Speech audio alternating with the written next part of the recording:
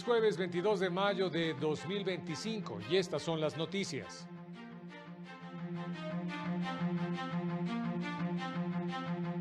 La Corte confirmó la validez de disposición que califica como infracción producir ruidos que atenten contra la tranquilidad o salud de la población.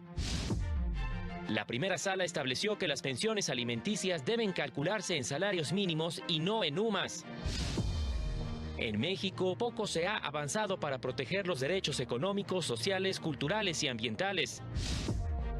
El Tribunal Electoral rechazó que el INE haya sido omiso al no establecer mecanismos para impugnar elegibilidad de candidatos judiciales.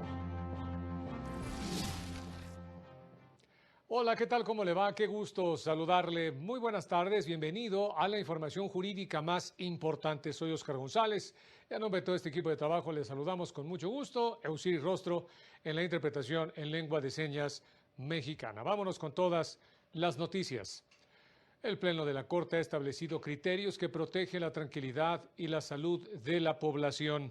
Uno de ellos es el que fijó al resolver la acción de inconstitucionalidad 77/2019, en la que determinó precisamente que el artículo 27, fracción tercera, de la Ley de Cultura Cívica de la capital del país sí se apega a la Constitución. Establece que son infracciones contra la tranquilidad de las personas producir o causar ruidos por cualquier medio que notoriamente atente contra la tranquilidad o represente un posible riesgo a la salud, porque la norma no sanciona cualquier tipo de ruido, sino solo aquellos que resulten excesiva y notoriamente irritables o molestos y que no encuentren justificación en su producción. Determinó que se apega también a la Constitución la fracción novena del artículo 28 de dicha ley en su porción o que pueden producir, misma que considera infracción contra la seguridad ciudadana solicitar injustificadamente o con falsas alarmas a los servicios de emergencia generando pánico o incluso temor generalizado. La primera sala de la Corte se pronunció respecto a cómo se deben calcular las pensiones alimenticias. La primera sala de la Corte determinó que es inconstitucional establecer la unidad de medida y actualización como parámetro de pago de las pensiones alimenticias, ya que vulnera el artículo 123, apartado A, fracción sexta de la Constitución y los derechos humanos a la alimentación y a una vida digna de los infantes involucrados en las controversias. La sala recordó que la reforma de 2016 al mencionado artículo tuvo como fin evitar que el salario se incrementara para satisfacer las necesidades cotidianas y familiares sin aumentar el costo de otros bienes y servicios ajenos, por lo que para el cálculo de multas o créditos se creó la unidad de medida. Por este motivo, la sala argumentó que si los alimentos incluyen todo aquello que es indispensable para el sustento, habitación, vestido, asistencia médica y educación de las hijas e hijos, es claro que esta obligación se encuentra íntimamente vinculada con la naturaleza del salario mínimo, el cual busca satisfacer las necesidades básicas de una persona y familias en todos los órdenes, incluida la educación de los infantes. Indicó que el uso del salario mínimo como referente para cumplir con las obligaciones alimentarias no contraviene su naturaleza laboral, ya que estas obligaciones están directamente vinculadas con el sustento y bienestar de la familia, pues el propósito de la Constitución es garantizar que quienes dependen económicamente de la persona trabajadora, especialmente infantes y adolescentes, cuenten con recursos suficientes para satisfacer sus necesidades básicas. Con información de José Luis Guerra García para el canal del Poder Judicial de la Federación.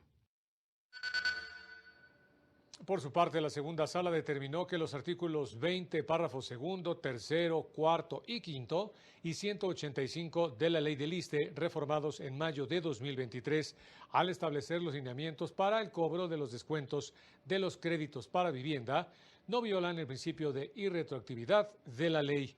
Los ajustes solo agregaron diversas opciones para llevar a cabo el cobro de los descuentos omitidos de los créditos de vivienda otorgados, mismos que pueden ser de hasta un 30% de descuento, ya sea de la pensión, el sueldo básico, de la cantidad que resulte de sumar el sueldo y las compensaciones salariales que correspondan, o bien el 20% de la pensión que reciba si el crédito se originó como pensionado. Precisa que dicho descuento debe realizarse conforme al esquema elegido por la persona trabajadora en el contrato hipotecario.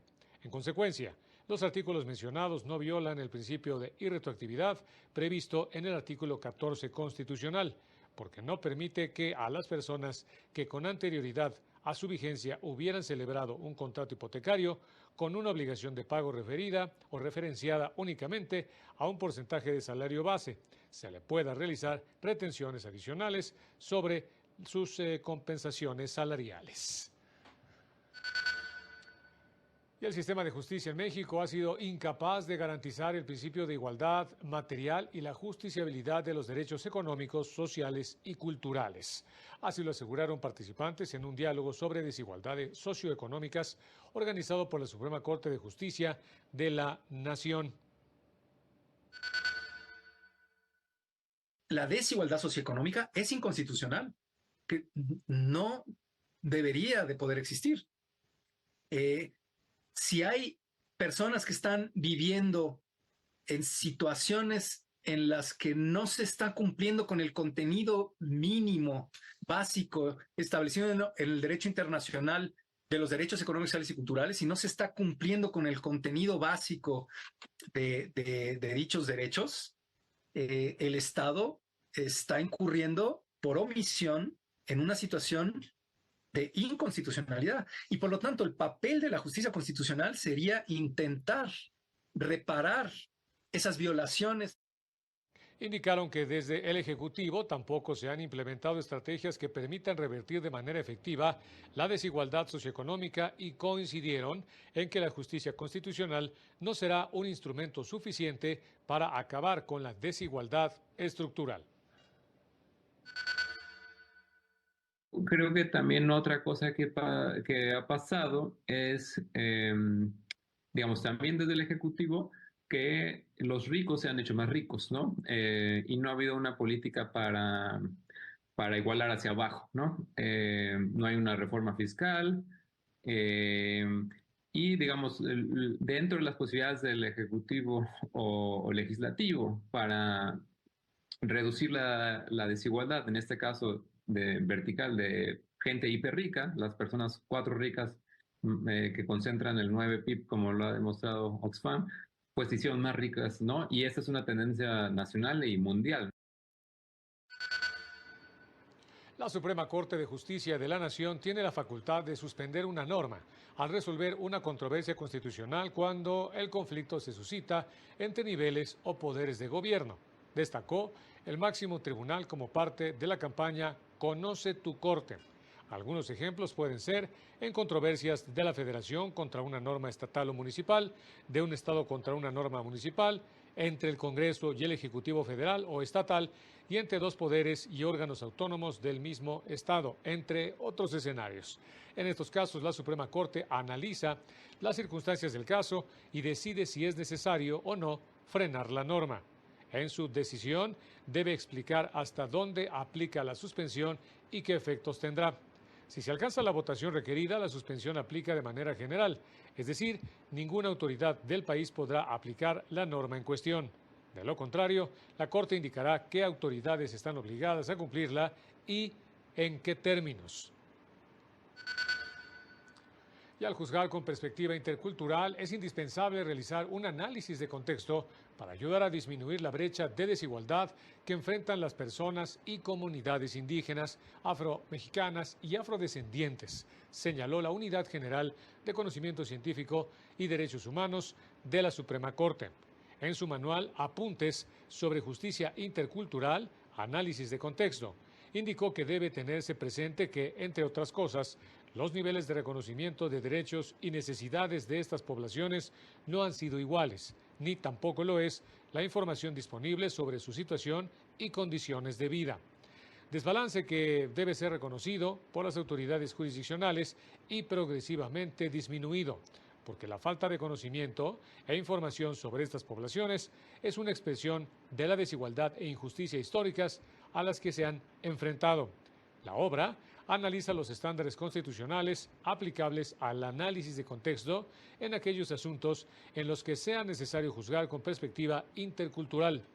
Estudia los criterios relevantes de la Corte en la materia y a partir de estos desarrolla herramientas prácticas para analizar los hechos de manera culturalmente adecuada y determinar las consecuencias jurídicas que contribuyan a asegurar el acceso a la justicia en condiciones de igualdad y no discriminación para estas poblaciones.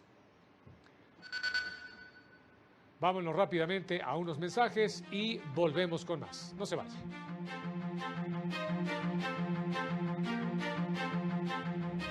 Al regresar, advierten que el abstencionismo en la elección judicial favorecerá a candidatos del oficialismo.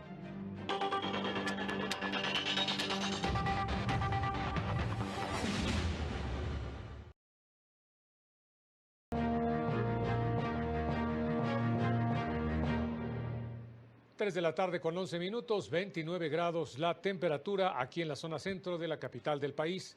Vámonos con más noticias.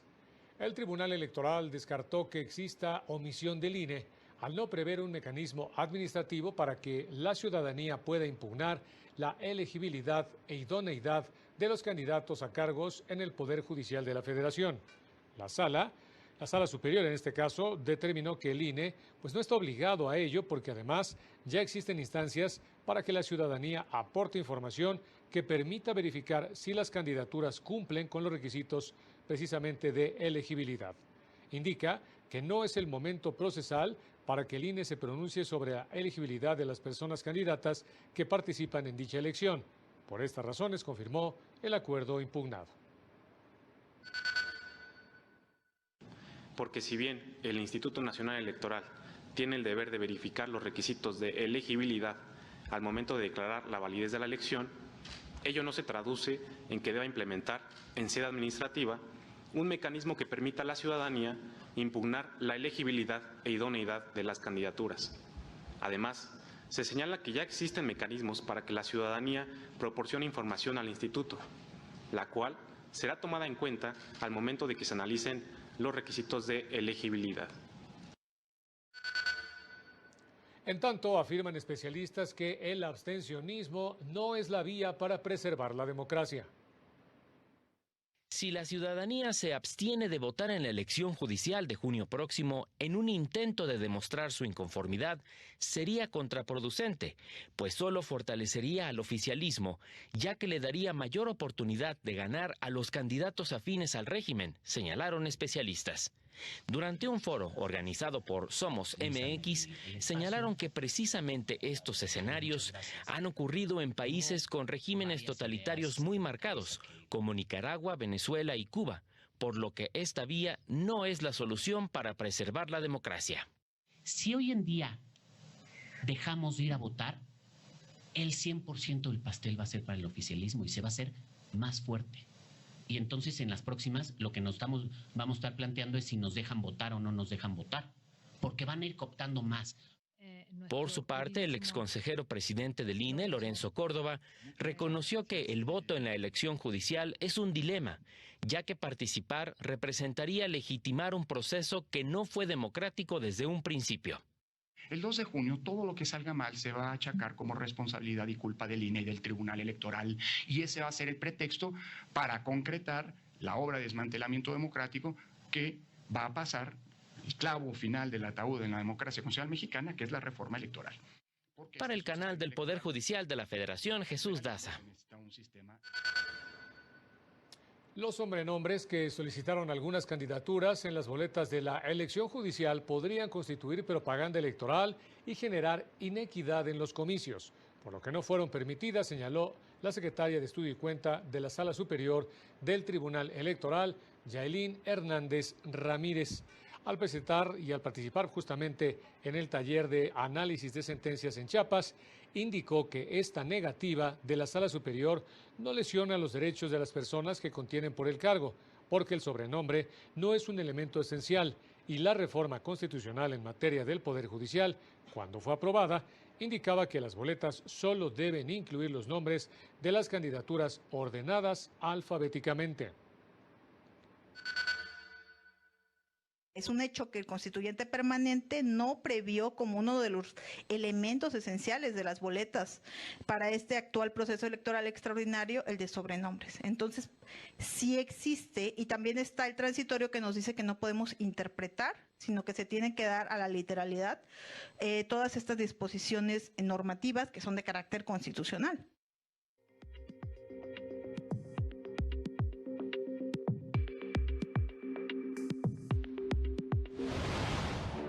Poder Judicial de Querétaro firmó un convenio de colaboración con la Secretaría de Finanzas del Gobierno Estatal, con lo cual inicia formalmente el proceso de digitalización del sistema judicial mediante la implementación del uso de la firma electrónica avanzada. Los casos de violencia familiar son los que más atiende el Supremo Tribunal de Justicia de Sinaloa, con más de 3,000 asuntos en el último año, entre los cuales en cerca de 700 involucran lesiones a la víctima, indicó el magistrado presidente Jesús Iván Chávez Rangel. El Consejo de la Judicatura de Michoacán aprobó el programa extraordinario de conclusión de juicios orales antes del 15 de septiembre de este año, con el objetivo de asegurar a la ciudadanía una justicia pronta y expedita, y en el marco de la implementación de la reforma judicial. El organismo público local electoral de Veracruz determinó posponer una semana el cómputo distrital de la elección de cargos del Poder Judicial del Estado, para generar mayor seguridad y confianza al separarlo del conteo de votos de la elección de ayuntamientos. El Consejo de la Judicatura Federal puso a disposición el libro Deuda y Derechos Humanos, claves desde el sistema interamericano, el cual ofrece un análisis jurídico que revela cómo la deuda puede convertirse en un mecanismo de usurpación económica y control social. La obra señala que la deuda exterior no es solo un problema financiero o económico, sino también una cuestión política y de justicia que puede convertirse en el mejor instrumento de poder y control desde los países del norte sobre las naciones del sur. Que el control a través de la deuda no solo no requiere infraestructura, sino que hace que los pueblos paguen por su propia presión. A través de sus 25 capítulos escritos por especialistas, analiza casos de este tipo en diversas localidades de la región. Oiga, tenga cuidado porque expertos revelaron que cerca del 50% de las cirugías plásticas en el país son realizadas por personas sin la debida certificación médica. Es necesario establecer un marco jurídico en México que garantice el acceso a la reconstrucción mamaria como un derecho fundamental de la mujer, revelaron especialistas. Lo anterior, al participar en una conferencia en donde se abordó el tema Nuevas tendencias en cirugía plástica, innovación, seguridad y reconstrucción. Pero muchas veces las mujeres no saben que la reconstrucción mamaria es un derecho de la mujer y por lo tanto ellas pueden acceder a estos tratamientos con seguridad, con la última tecnología, de la mano de los mejores especialistas. Indicaron que reconocer este derecho es un paso esencial hacia la equidad en la atención médica y la dignidad de las mujeres que enfrentan el cáncer de mama. Tenemos una estrecha coordinación con el Congreso de la Unión y con los congresos de los estados. ¿Para qué? Para defender la especialidad. Se destacó que las leyes deberían ser más estrictas y contemplar sanciones para quienes realizan intervenciones sin contar con una licencia médica, principalmente a mujeres que han depositado su confianza en ellos. De médicos que no son especialistas, que ni siquiera son a veces ni médicos, ¿sí? Y están realizando cirugías que nuestra especialidad es la más invadida. Cerca del 50% de las cirugías plásticas en el país son realizadas por personas sin la debida certificación médica. Para el canal del Poder Judicial de la Federación, Rosy García. Estamos en corte informativo, vámonos a una pausa y regresamos.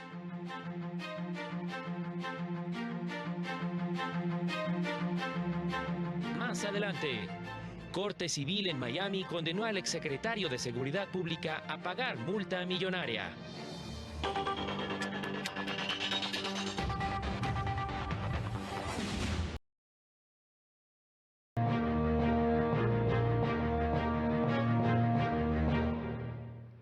La oficina en México del Alto Comisionado de Naciones Unidas para los Derechos Humanos reconoció la sentencia de la primera sala de la Corte en el caso del feminicidio de la niña Fátima, de 12 años, perpetrado en el Estado de México.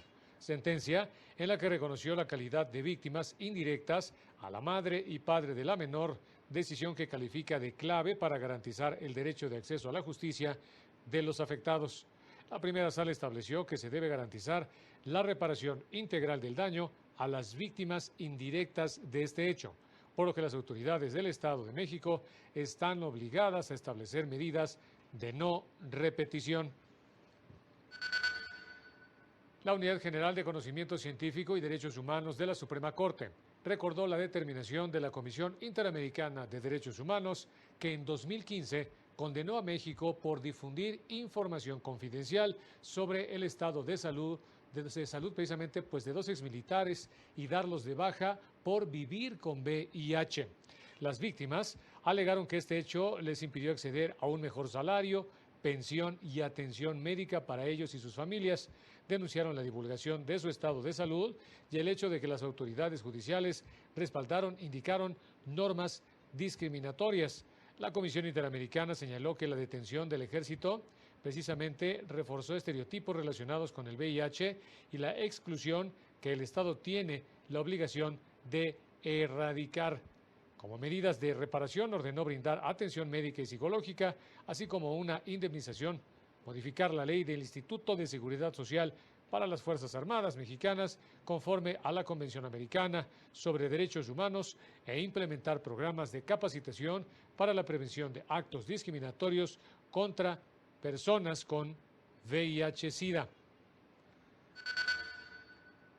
La Escuela Federal de Formación Judicial lanzó la convocatoria para participar en el tercer cuestionario ordinario de acreditación para secretarias y secretarios proyectistas de juzgado o de distrito o de tribunal de circuito del Poder Judicial de la Federación. La acreditación del cuestionario es un requisito de permanencia para continuar en dicho cargo, para lo cual cuentan con 3 meses después de su nombramiento. Las inscripciones comienzan el próximo 26 de mayo y el cuestionario se aplicará el 2 de julio y los resultados serán publicados el 5 de agosto. En más información, señalarle que una corte civil en Miami condenó al exsecretario de Seguridad Pública Genaro N. y a su esposa Cristina N. a pagar $2.488 millones por participar en un esquema ilegal de contrataciones gubernamentales que benefició a un conglomerado de empresas de una familia de origen israelí. La jueza Lisa Walsh emitió la sentencia días después de que el gobierno de México, a través de la Unidad de Inteligencia Financiera, solicitó que los imputados fueran declarados culpables sin necesidad de ir a juicio, argumentando que no comparecieron de manera personal ni a través de un representante en el proceso que inició en 2021. Al exfuncionario se le acusa de haber otorgado 30 contratos a dicho conglomerado de empresas de forma ilegal, que generaron un quebranto al gobierno por $638 millones, motivo por el cual se le aseguraron 19 propiedades para recuperar los activos. Se realizó la jornada por el 105 aniversario luctuoso de Venustiano Carranza. Legalizar la revolución a través de un instrumento normativo, el Plan de Guadalupe, es la mayor aportación que hizo Venustiano Carranza al movimiento revolucionario de 1910 en México, pues ahí solicitó, siendo gobernador de Coahuila, licencia al Congreso local para desconocer al gobierno de Victoriano Huerta y restaurar el orden constitucional. Que contenga por lo menos los anhelos mínimos del pueblo mexicano en un momento convulso en camino a la Constitución de 1917, que cuando fue promulgada se convirtió en la Constitución más avanzada del mundo en ese momento por su alto contenido de derechos sociales, por las garantías que ahí se contenían. Incluso es la Constitución que sigue vigente. Reivindicar su legado y enfrentar la historiografía oficial que presenta matices equivocados de quien fue presidente de México es el propósito durante la conmemoración del 105 aniversario luctuoso de su asesinato, cuyas versiones en esos años reportaron que fue un suicidio. En el Museo Casa Carranza del INA, su nieto Venustiano Carranza Peniche desmintió que el prócer de la patria era hacendado y porfirista. ¿Y quién escribe? Principalmente. Se utiliza el régimen para escribir ¿quién? Los grandes enemigos. Y uno de esos grandes enemigos, José Vasconcelos. La familia, pues podríamos criticar a mi abuelo, porque nos heredó una gran cosa que era más importante, el orgullo. Pero materialmente no nos heredó absolutamente nada. En el conversatorio se presentó el libro Venustiano Carranza, el hombre tras la Constitución de 1917, que justamente busca hacer justicia a conceptos como carrancear, atribuido a quien en el servicio público toma indebidamente lo que no le pertenece. La casa donde vivió Venustiano Carranza en la Ciudad de México, ahora museo, es de acceso público. Para el canal del Poder Judicial de la Federación, Lorena Sánchez Cabrera. Y veamos ahora la siguiente historia de cómo un joven encontró su pasión por la música desde temprana edad. Encontró su pasión por la música a muy temprana edad. A los 8 años, el intérprete y compositor Diego Sánchez Villa comenzó su formación artística. Su imaginario lo llevó a indagar en la música contemporánea, los acordes complicados que producen emociones. Hay mucha gente que desconoce esta música y la verdad es que como es una obra nueva, la gente viene y dice, uy, no sé qué acaba de pasar. Y eso es algo bello. Es algo bello, es algo que te puede romper incluso, o sea, estás escuchando algo que dices, híjole, ¿qué acabo de escuchar? Esto es rarísimo. Y justamente creo que el trabajo del artista, el trabajo del músico es justamente abrir, hacer sentir a la gente. Apasionado y defensor de la diversidad musical, Diego Sánchez difunde las piezas musicales de los nuevos compositores y esta vez se presentó interpretando a compositores latinoamericanos en el Colegio Nacional.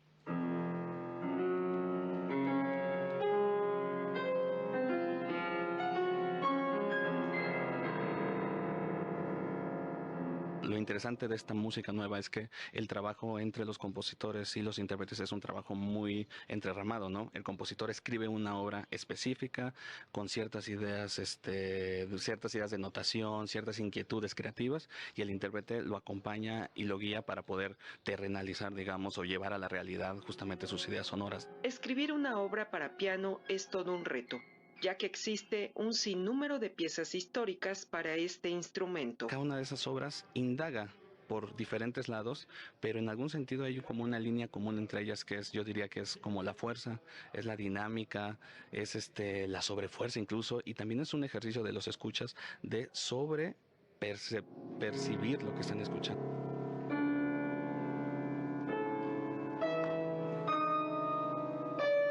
Para el canal del Poder Judicial de la Federación, Citlali Pérez. Y ya nos vamos, como siempre, muchas gracias por haber estado con nosotros. Manténgase pendiente de esta señal. Soy Oscar González y nos vemos en la próxima.